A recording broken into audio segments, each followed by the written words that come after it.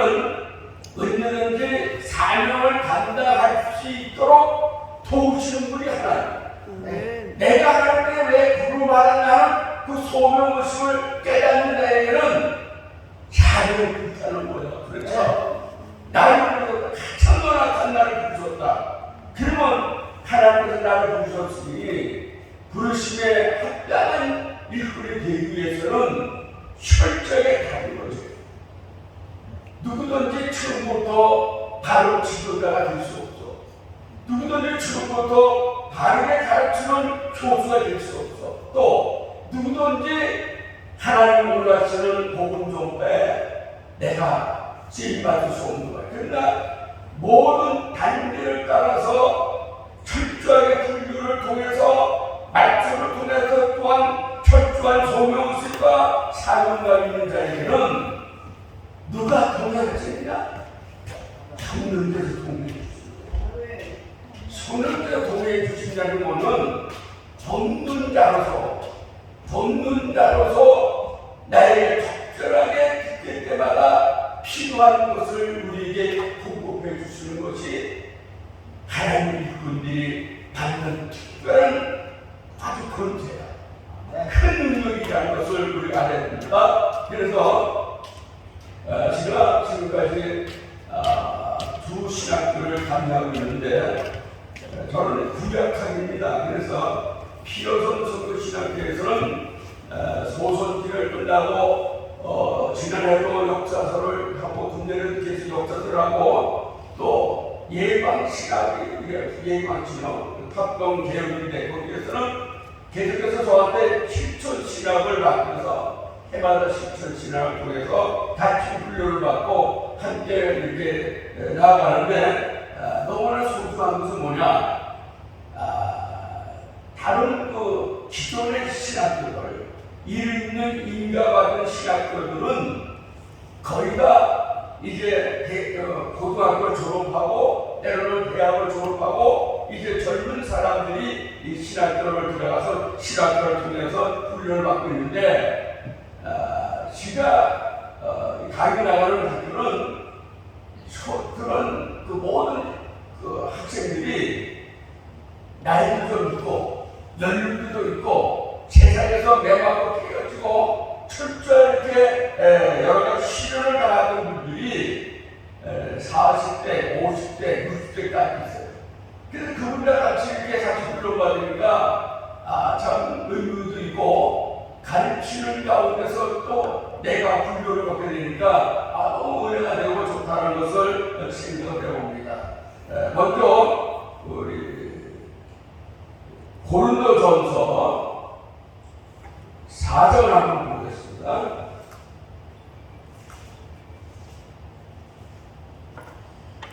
성경책 꼭 보셔야 돼요.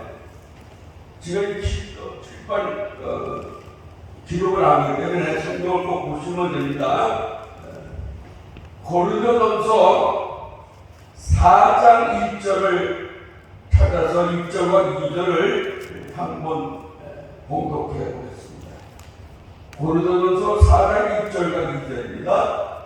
찾아서 다 같이 한 절을 함께 읽습니다.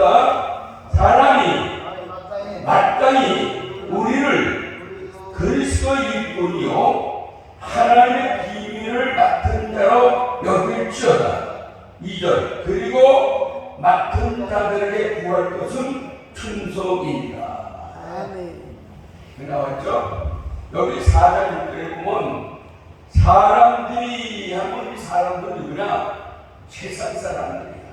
교회 밖에 있는 사람들, 즉 예수를 알지 못하고 영접하지 못한 하나님을 알지 못한 사람을 가서 여기는 사람들이 세상을 알고 있었다.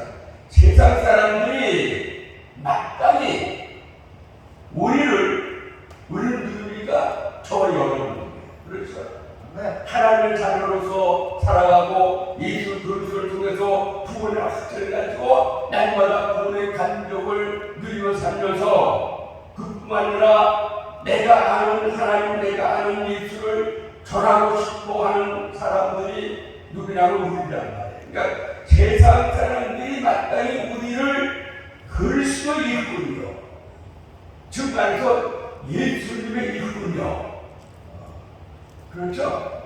이 엄청난 여러분들의 친구는 뭐냐? 그리스도의 일꾼이야. 아주 엄청난 친구를 여러분들이 주어졌다. 누구에게? 하나님 일꾼으로 부름받은 소명시가 있는 그런 사람들이 하나님의 사람뿐만 아니라 그리스도의 일꾼이요. 엄청난 특권이죠. 하나님이 그리스도의 일꾼은 하나님이 직접 사용하시고 쓰시는 사람, 일꾼이라는 겁니다. 엄청난 특권이에요, 이게. 그러니까 여러분들이 세상 사람들이 마땅히 여러분들을 그리스도의 일꾼이요, 또 더 나아가서 하나님의 비밀을 맡은 자로 여길지어다. 사도 바울이 이렇게 명령을 나왔어요. 이게 뭐냐면 사도 바울의 오늘 말씀은 세상 사람들이, 즉 하나님을 알지 못하는 사람들이 저와 여러분들을 그리스도의 일꾼으로 여긴다. 아무리 전도사님, 아무리 목사님, 아무리 주사님은 내가 보니까 정말 진실한 그리스도의 일꾼이었다. 그건 뭐냐면, 그리스도의 일꾼이라는 것은 뭐냐면 하나님이 우리에게 귀한 사명을 맡겨주셨는데 그 사명을 아주 성실하게 부지런히 잘 감당하고 있는 사람을 가르쳐서 그리스도의 일꾼, 하나님을 쓰시고 예수께서 사용하시는 일꾼이라 이렇게 여길지어다. 그리고 하나님의 비밀을 맡은 자로 여길지어다. 이 엄청난 직권입니다. 하나님의 비밀이 뭡니까? 하나님의 비밀이 뭐예요? 그것은 너무나 광의적으로 너무 많이 복잡하게 많이 있는데, 하나님의 비밀을 맡은 자라는 것은 뭐냐면 하나님의 구속사적인 측면에서, 즉 모든 인류를 구원하기 위해서 예정하시고 작정하신 것, 그것이 비밀이야.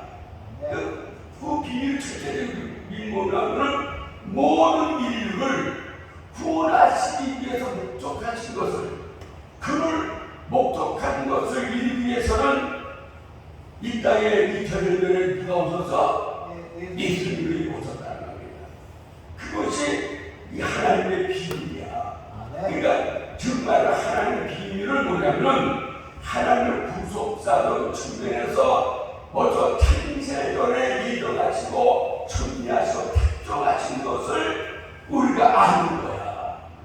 엄청난 이 사건이죠.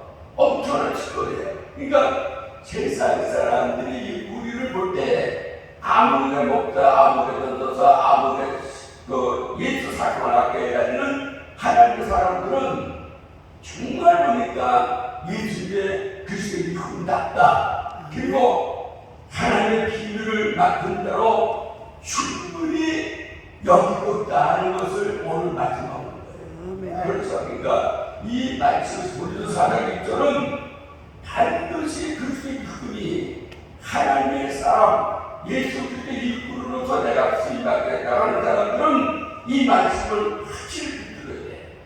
그래서 어디를 가든지 누구든지 세상 사람들에게 아무리 전도사님은 그리스도의 일꾼 같아. 그리고 하나님의 모든 통치하시는 것과 예정하신 것, 준비하신 것들을 그 비밀을 알고 있는 사람 같아.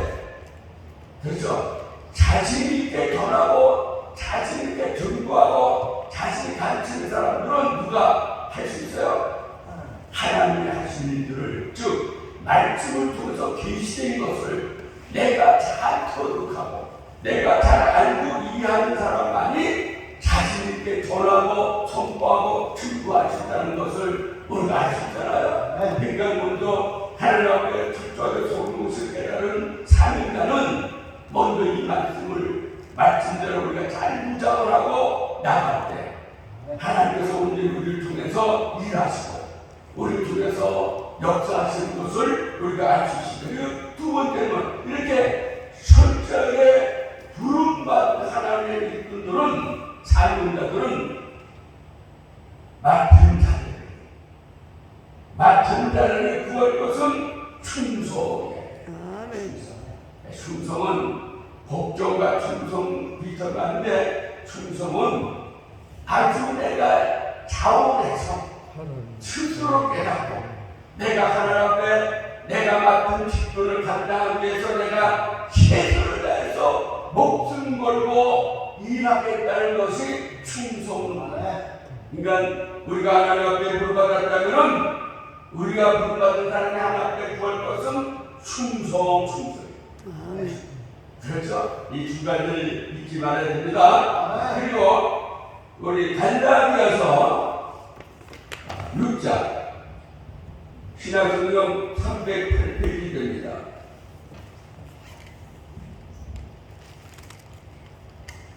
갈라디아서 6장 6절을 찾아보세요. 6절.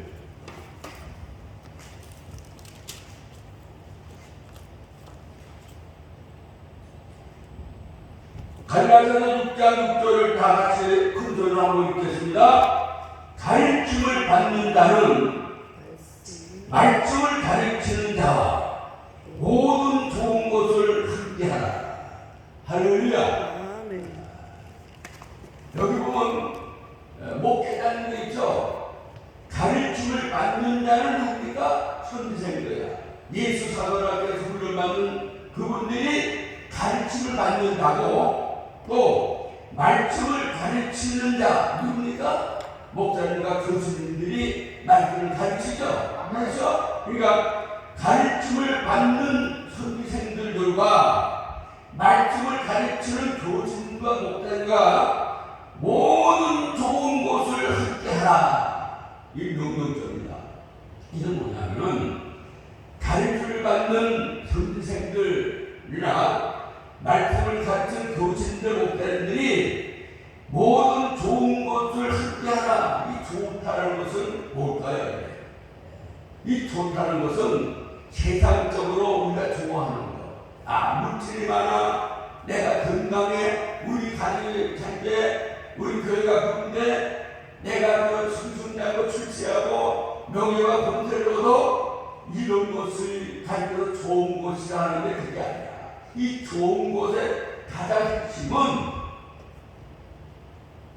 하나님의 사람들이, 즉 제자와 스승이 하나 되어서 마지막까지 한 영혼을 구원하는데, 모든 인류를 구원하는데, 우리 동네 이웃들의 영혼들을 구원하는데 함께 동역하는 것이 우리 말씀이야.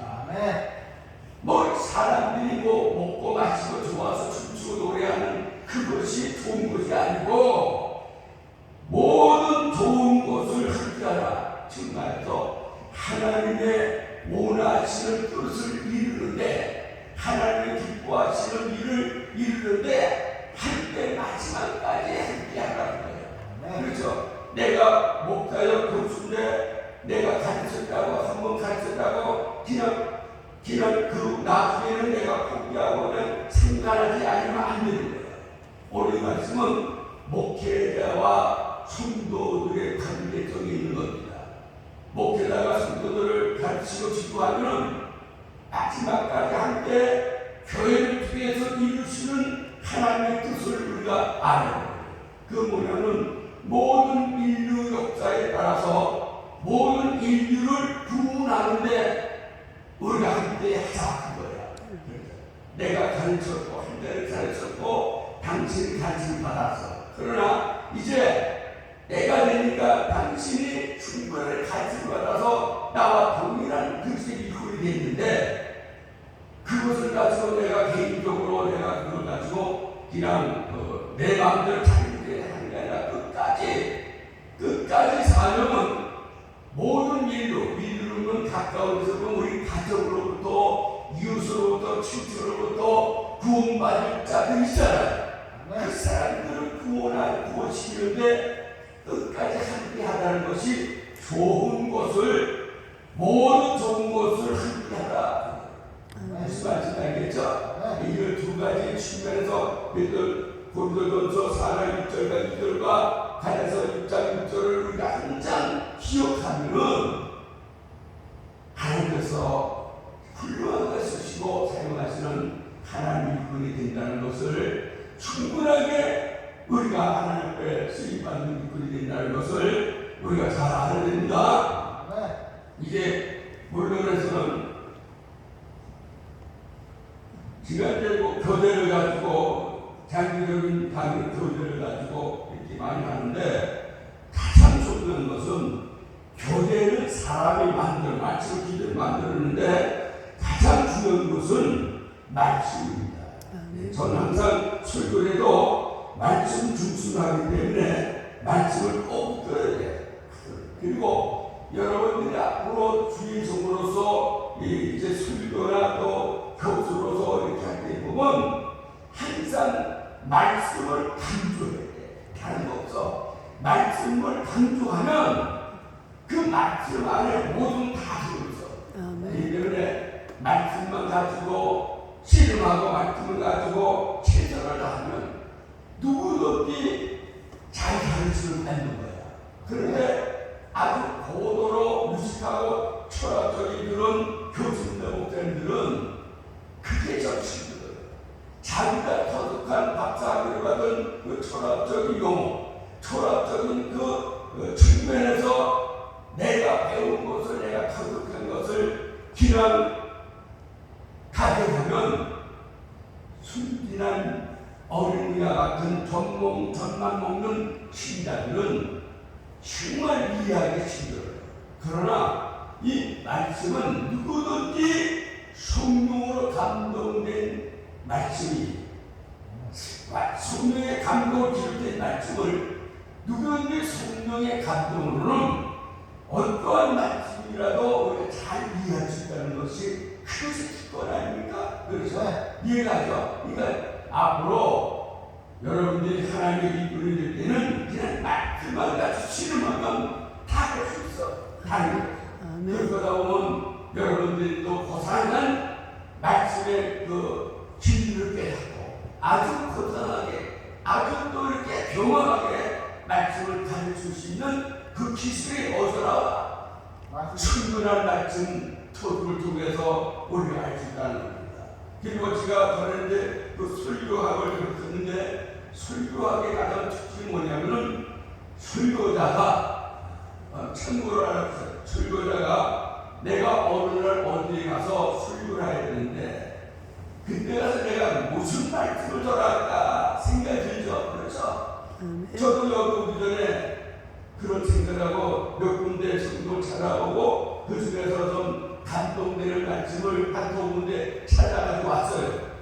그런데 이럴 때 먼저 내가 오늘 와서 어느 교회 가서 설교를 하는데 그때 내가 어디에 무슨 말씀을 전했다고 이제 본문을 찾죠. 그렇죠? 본문을 찾게 되면 그 본문을 이제 내가 채택하면 내가 설교자가 그 본문을 충분하게 읽어야 돼. 묵상해.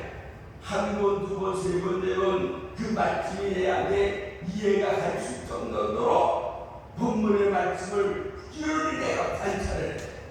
관찰한다면은 첫 번째 뭐냐면 주제를 선택해. 어느 성경을 찾았는데 반드시 그 본문 안에는 주제가 있어. 주제가 그러면 제목 같은 건데 주제가 있어.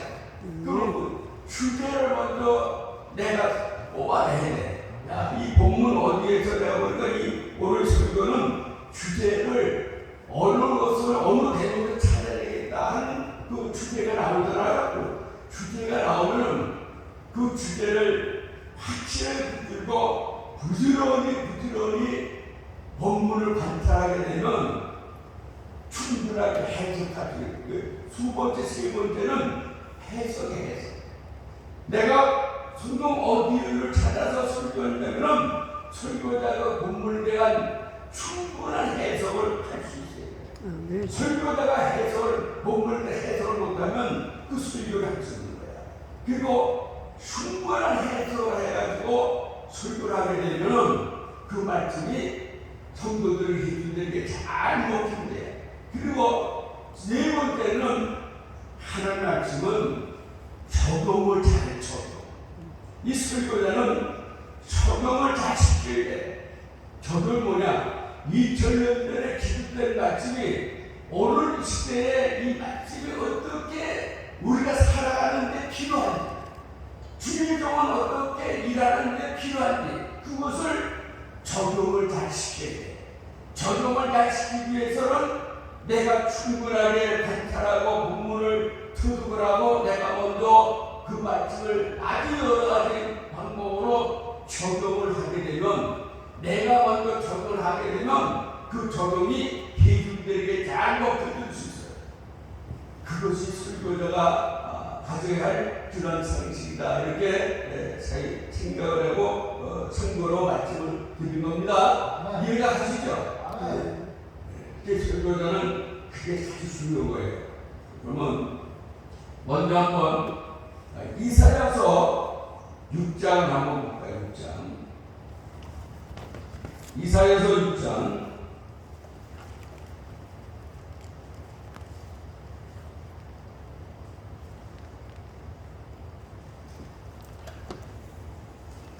이사야서 6장을 찾아놓으시면 이사야서 6장 1절을 한번 볼까요? 1절. 이사야서 1장 1절. 이사야서 1장 1절 보면 유다왕 우치야와 요담과 아하스와 시드세에 아몬의 아들 이스라엘과 유다와 예루살렘에 대하여 본 이상이라. 다른 데서 계시다, 이렇게 말했습니다. 이게 여기 보면 이사야 선지자가 처음부터 사명자로 선택을 하고 하나님께서 이사야 처음부터 너는 내 것이다, 나를 대신해서 너는 내 일을 잘 감당해야 되는 게 사명을 주지 않았어. 1장 1절에 보면 유다와 이스라엘의 예루살렘이 장차 어떻게 하나님 앞에서 다루시고 하나님이 이스라엘 민족 서민들을 어떻게 다루실 것을 이상으로 환상으로 보여주소서. 처음부터 이사야를 사명자로 부르신 게 아니라 1장 1절부터 이제 하나님께서 범죄한 이스라엘 백성들을 어떻게 다루시고 때에 따라서 어떻게 또 사랑하시고 어떤 때는 결책하시고 어떤 때는 꾸짖으시고 어떤 때는 심한 매를 때리시는 그 찬상을 이사야에게 보여주소서. 이렇게 보여준 것이 1장 1절부터 쭉 5장 마지막 절까지 이제 이사야가 본 것은 앞으로 범죄한 민족들이 하나님께서 다루시는 그 아주 엄청난 뼈아픈 그 아픔과 그 환난과 시련과 고통과 시련을 당하는 것을 이사야에게 충분하게 보여주소서.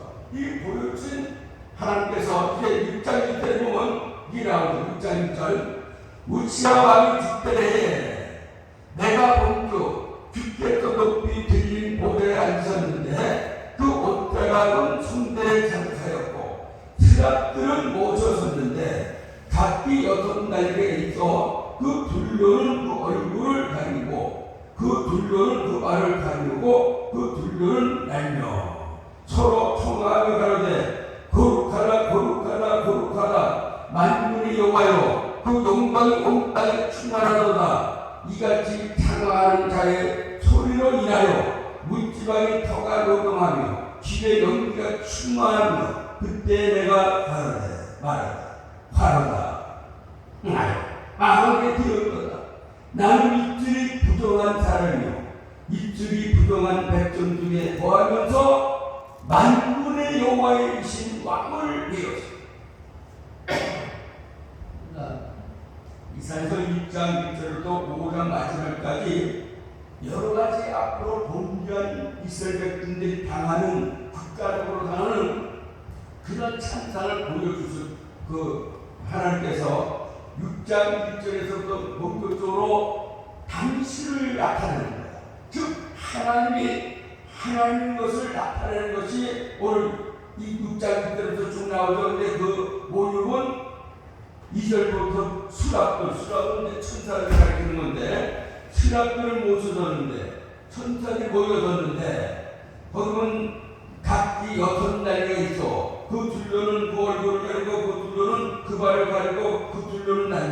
그러니까 이사야가 보는 그 환상은 그 하나님이 나타내시는 그 모습인데 도무지 이사야가 볼 때는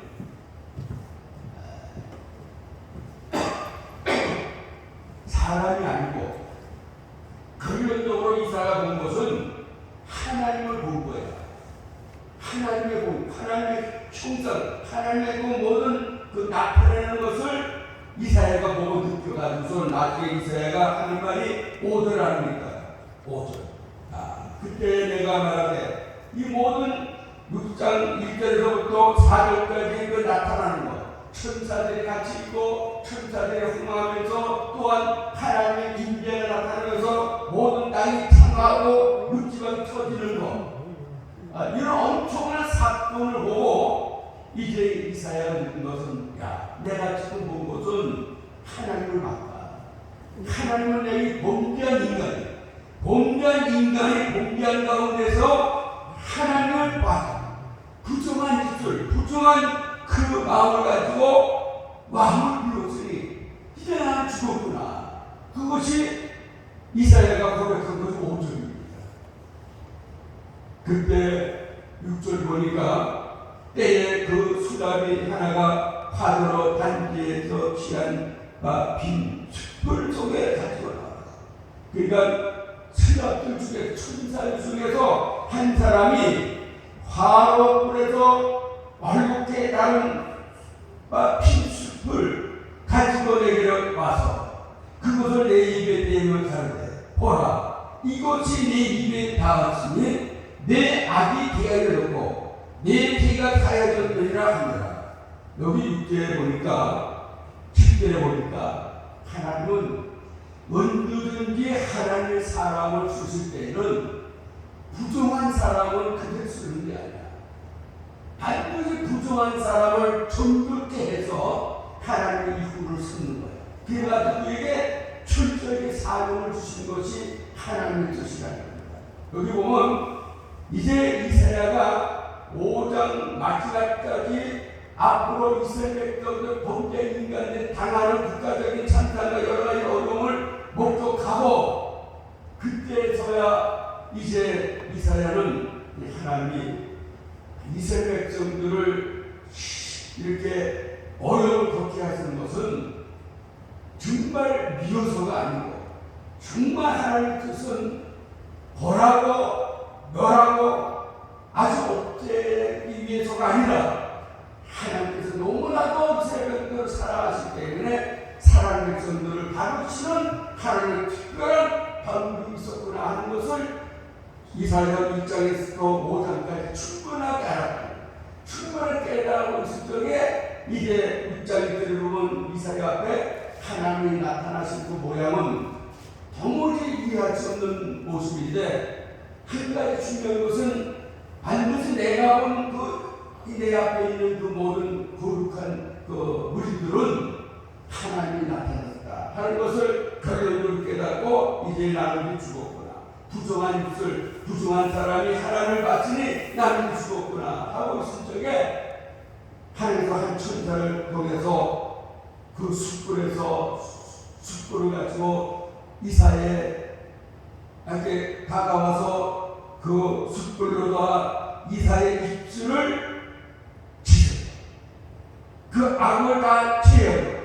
내 죄가 사해졌다는 철저히 하나님께서 사명대로 불을 하나님의 큰 일꾼을 쓰임받을 이사야가 철저하게 죄사함과 악을 제거시키는데 이사야가 이제 완전한 그 하나님의 사람으로 완전한 일꾼으로 쓰임받았다 하는 것을 볼 수가 있습니다. 그런데 이와 같은 철저하게 이사야가 하나님 앞에서 자기 존재를 깨닫고 자기 존재에 대한 사역을 깨닫고 마음에 큰 결단과 결심하고 있을 적에 그때 무슨 말씀드리나 8절 내가 또 주의 목소리를 들은 줄 이때 이제 천사가 아니라 이사야는 반드시 그 음성은 하나님의 음성을 여겨서 이게 중요한 겁니다. 우리는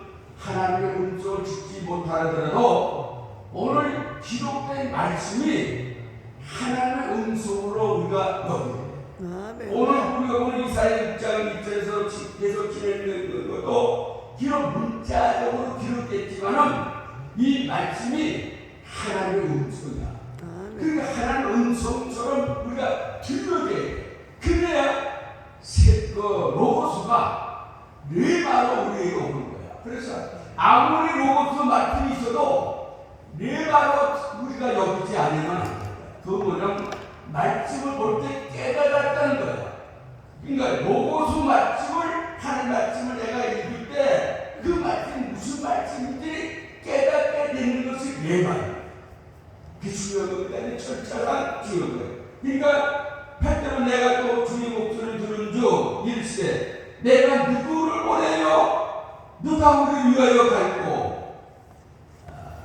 이때 본격적으로 하나님께서 이사야 앞에서 휴식을 딱 떼고 이제 이사야 앞에서 그런 거예요. 아니 당장에 하나님께서 이사야 너는 내가 오늘날 너를 불렀다. 너는 나를 대신해서 이제 하나님 말씀을 전하고 나를 대신해서 복귀한 인간을 깨우쳐라. 그들을 깨우쳐라. 이렇게 당장에 명령을 안 하시고 하나님께서는 다른 사람을 찾는 것처럼 다른 사람에게 말하는 것처럼 내가 누구를 보내요? 누가 우리를 위하여 갈고. 이때 이사야가 뭐라고 해겠습니까?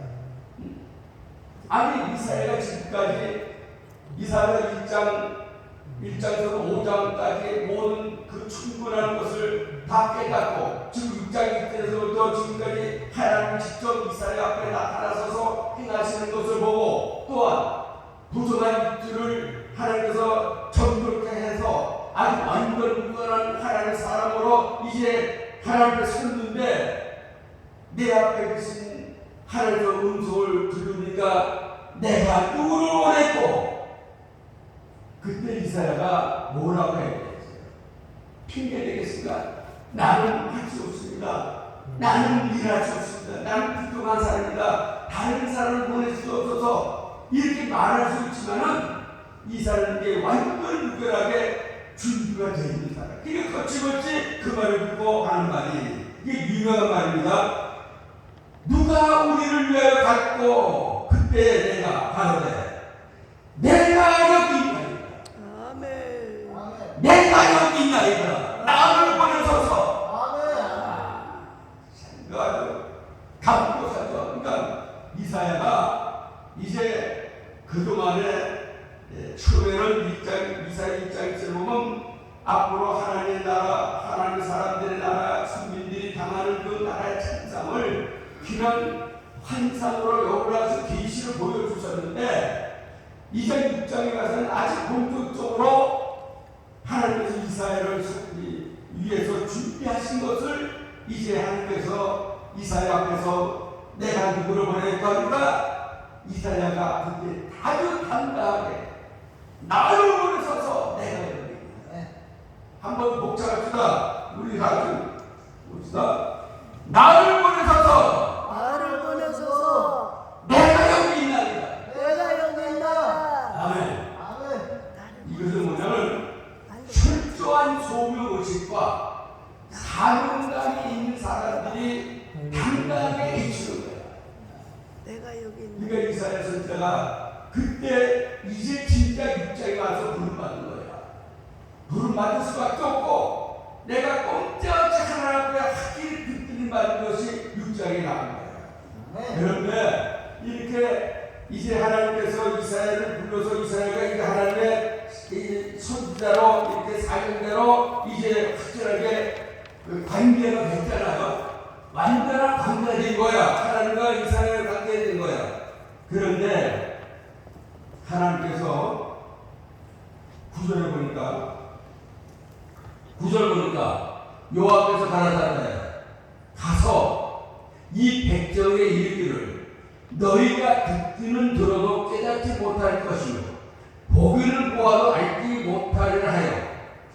아니 이게 무슨 말이죠? 9절이 아니 이렇게 이렇게 하나님께서 이스라엘을 사명대로 삼고 이스라엘에게 큰 엄청난 사명을 주셨으면 너는 당장에 가서 이스라엘 백성들을 깨우쳐서 회개시키고 하나님을 경외하며 하나님 앞에 분별력이 철저히 회개하고 하나님께 돌아오게 이렇게 일치라. 이런 말씀이 아니고 정반대야. 백성에게 이르기를 너희가 듣기는 들어도 깨닫지 못할 것이요. 들으면 깨달아야 된다. 근데 아무리 이스라엘 선자가 일쳐도 깨닫지 못하고 또 보기를 보아도 알지 못하리라 하여.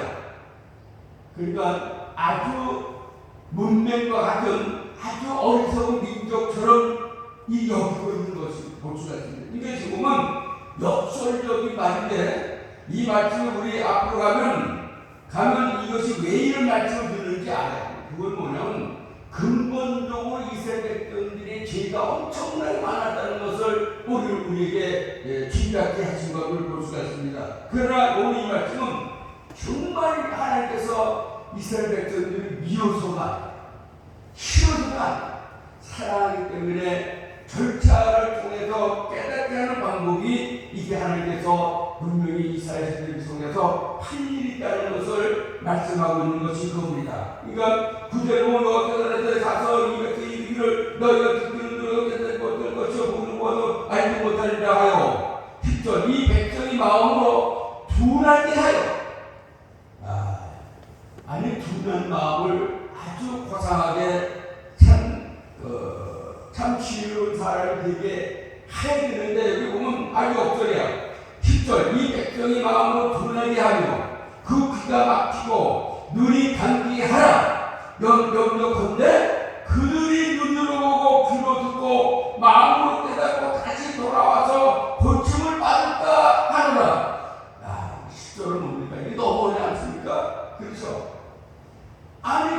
이스라엘 선지 속에 깨닫고 그 반대로 돌이키고 하나님께 돌아오면 얼마나 좋냐고요. 근데 하나님은 그게 아니다.